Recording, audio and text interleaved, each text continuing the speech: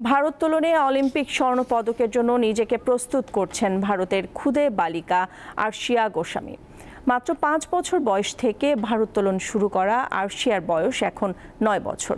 এরই মধ্যে সর্বকনিষ্ঠ dead লিফটারের record অর্জন করেছেন তিনি।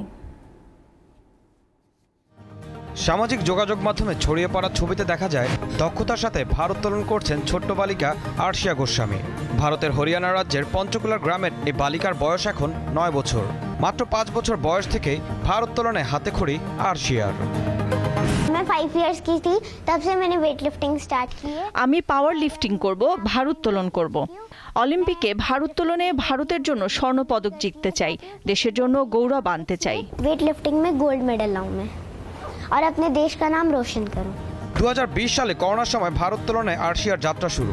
বাবার জিম বন্ধ হয়ে যাওয়ায় বাড়িতেই ওয়ার্কআউট করা শুরু করেন এই খুদে বালিকা। লকডাউনের সময় থেকেই আরশিয়াকে প্রশিক্ষণ দিয়ে আসছি। মূলত ঘরেই ওর ভারোত্তোলনের যাত্রা শুরু হয়।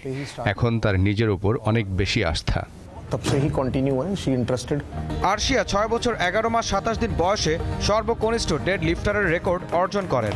তার এই কৃতিত্ব ইন্ডিয়া বুক অফ রেকর্ডসে আনুষ্ঠানিকভাবে 2021 সালের 28 ডিসেম্বর জায়গা করে নেয়। এছাড়াও এশিয়ার বুকে সর্বকনিষ্ঠ ভারোত্তোলক হিসেবে রেকর্ড গড়েছেন আরশিয়া।